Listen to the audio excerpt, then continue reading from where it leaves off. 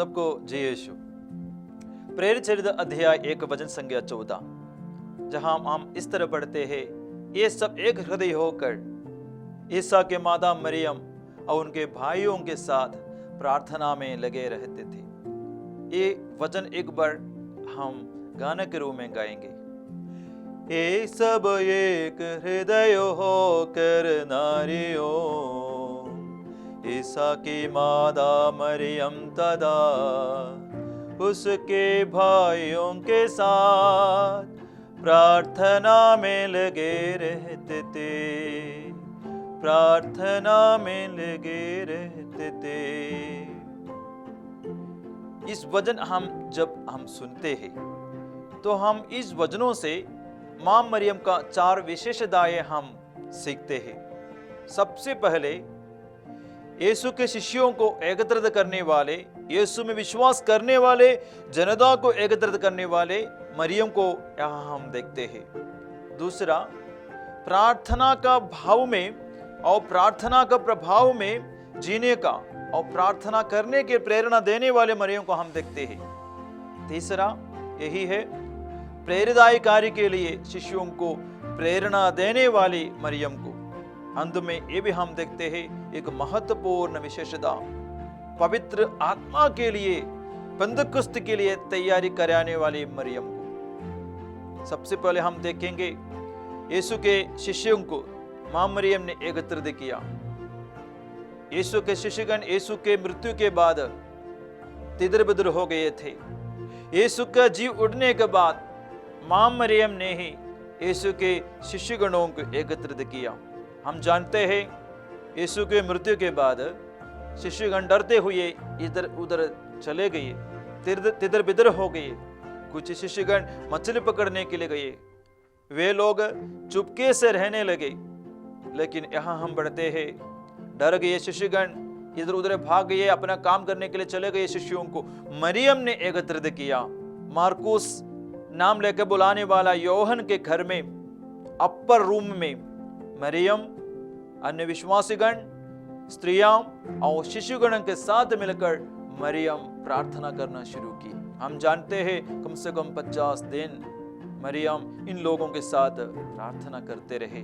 यीशु ने एक प्रार्थना किया था पिता परमेश्वर से, पिता जैसे मैं तुझ में हूं और मैं, जैसे आप मुझ में हैं और मैं तुझ में, उसी तरह मेरा ये शिष्यगण भी एक हो जाए पिता। हम जानते हैं यीशु के मृत्यु के बाद एक नहीं बल्कि वे अलग अलग हो गए, बल्कि मरियम ने ये शिष्यों को दोबारा एकत्रित की। माने कलीसिया का शुरुआत हम देखते हैं बहुत सारे समस्याओं के बीच में थी, लेकिन मरियम वहां सारे शिष्यों को एकत्रित किया, विश्वासियों को एकत्रित किया। वहां कलीसिया को एकत्रित करने में और अच्छा प्रारंभ होने में मरियम का मध्यस्थता, धार्मिकता, धर्मोत्साह हम देख सकते हैं। तो यीशु का वो चाहत है एक मत होना, एक होकर कलीसिया की सेवा करना, यीशु के लिए गवाह बनना, उसी के लिए जो प्रेरिताई कार्य का काम मरियम ने ही किया। सबसे पहले मरियम ने शुरुआत किया। दूसरा, हम देखते हैं मरियम ने शिष्यों को प्रार्थना करने के लिए अच्छा से सिखाई। ये 50 दिन अपर रूम में बैठकर प्रार्थना में लगे रहे। एक बार शिष्यगण यीशु से पूछा, प्रभु हमको भी प्रार्थना करना सिखाइए। और यीशु के चले जाने के बाद प्रार्थना सिखाती है मरियम। देखिए यीशु का रोल मरियम इधर पूरी करती है। मरियम जानती है प्रार्थना के कितना बल है। प्यारे भाई और बहनों, यीशु दुनिया में आया और लिखा है आदत के अनुसार सुबह और शाम यीशु प्रार्थना किया। ये कहां से सीखने के लिए मिला? ये प्रार्थना करने के लिए कहां से यीशु को प्रेरणा मिली? अपने माता पिताओं से, मां मरियम से। वही मरियम आज यीशु के शिष्यों को भी सिखाती है। प्रार्थना का भाव में मरियम शिष्यों को ले जाती है, मरियम उनके साथ बैठती है, कहीं नहीं जाती है। और हम देखते हैं 50 दिन के बाद पेंतकुस्त का अनुभव में भी पहुंच गए। प्रार्थना अधिक जरूरत है। मरियम जान गई मनुष्य बनकर दुनिया में जीते हैं तो जरूर प्रार्थना हम मनुष्यों के लिए अति जरूरत है। आज हम मां मरियम का मध्यस्थता लेकर प्रभु से प्रार्थना करते हैं। वही मरियम शुरुआत में शिष्यों को हुई प्रार्थना का जरूरतों को समझाए। वही मरियम आज हमारे नमूना है, प्रार्थना की एक माँ है।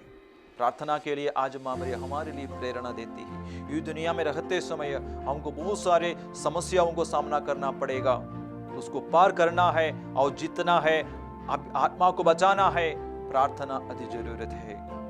मां मरियम का मध्यस्थता हम भी मांगेंगे ताकि हमको प्रार्थना का भाव मिल जाए। तीसरा मां मरियम का उत्तरदायित्व काम यही है, मरियम यहाँ प्रेरिताय कार्य के लिए शिष्यों को प्रेरणा देती है।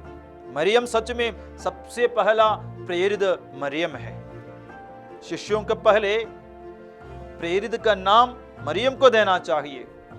जहां शिष्यगण प्रेरित कार्य के लिए बुलाए गए थे, लेकिन वे बीच में छोड़कर जाने के लिए कोशिश किया, लेकिन मरियम ने यीशु का प्रेरित कार्य सुसमाचार का घोषणा करने का उत्तरदायित्व मरियम जान गई।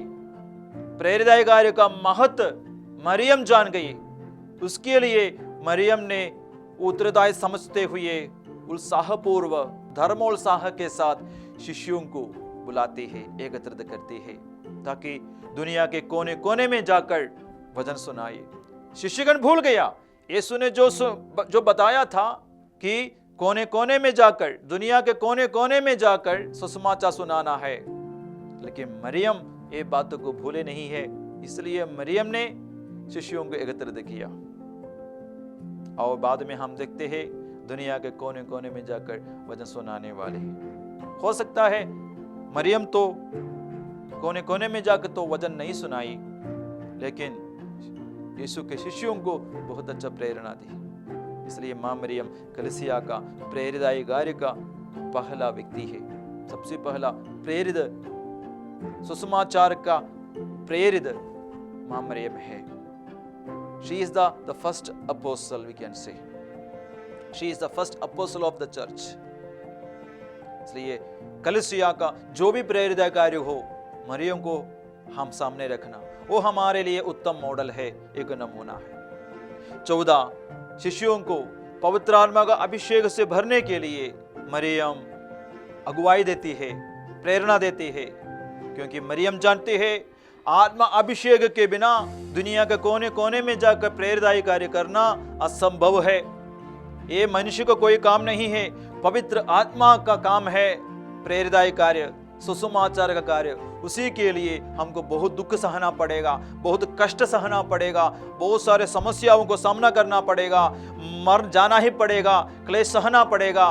तो उसी के बीच में पवित्र आत्मा का अभिषेक, शक्ति, अगुवाई, कृपा, उत्साह हमको नहीं मिलेगा तो हम बीच में छोड़कर, एक काम छोड़कर हम जा सकते हैं। देखो 50 दिन प्रार्थना किया तो पेंतुकुस्त के वो दिन में शिष्यगण आत्मा से भर गया। बाद में हम देखते हैं सभी शिष्यगण मृत्यु को सामना किया, फिर भी प्रेरित कार्य नहीं छोड़ा, यीशु के लिए मरने के लिए तैयार हो जाते हैं। शिष्यगण ये पवित्र आत्मा से भर जाने का कारण आज कलीसिया इतना बढ़ गया, दुनिया के कोने कोने तक पहुंच गया। मेरे भाई और बहनों, इसलिए पवित्र आत्मा हमें बहुत शक्ति प्रदान करता है। मां मरियम जानती थी पवित्र आत्मा का शक्ति। अपने गर्भावस्था के समय से लेकर मां मरियम जानती थी पवित्र आत्मा का शक्ति को। इसलिए शिष्यगण जिन्होंने पवित्र आत्मा को नहीं देखा, अनुभव कभी नहीं किया, इसलिए वो मां शिष्यों को एकत्रित करती है, प्रार्थना करने के लिए प्रेरणा देती है, कहीं जाने नहीं देती है, उनको सांत्वना देती है, ज्यादा भरोसा दिलाती है। निराश होकर डरते हुए साथ में रहते समय मरियम जरूर शिष्यों को अच्छा प्रेरणा देती थी, अच्छा सहारा देती थी, अब बहुत अच्छा प्रेरणा स्रोत भरा हुआ बातें जरूर करती थी। इसलिए शिष्यगण पेंतुकुस्त दिन तक मां मरियम के साथ रहकर प्रार्थना में लगे रहते थे, नहीं तो वे छोड़कर जा सकते थे, लेकिन कोई भी नहीं गया। आत्मा से भरपूर होकर कलीसिया के लिए फिर जीने वाला, बाद में दुख सहने वाला, अंत में शहीद होने वाले शिष्यों को हम देखते हैं। आइए प्यारे भाई और बहनों, हम भी इस परिस्थिति में जीवन जी रहे हैं।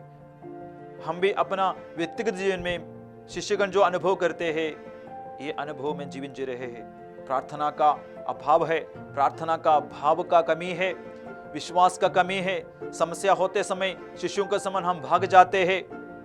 आत्मा का अभिषेक के लिए कभी हम प्रार्थना भी नहीं करते होंगे। जब हम समस्याओं को सामना करते हैं, दुख तकलीफों को सामना करते हैं, तो यीशु ने बोला था कि तुमको सहायकों को मैं प्रदान करूंगा, लेकिन हम सहायकों को नहीं जानते हैं। लेकिन मरियम जानती थी, वो जानकारी शिष्यों को दिया। वो जानकारी का कारण शिष्यगण आत्मा के लिए प्रार्थना किया, वो उनके लिए अनुग्रह का कारण बना।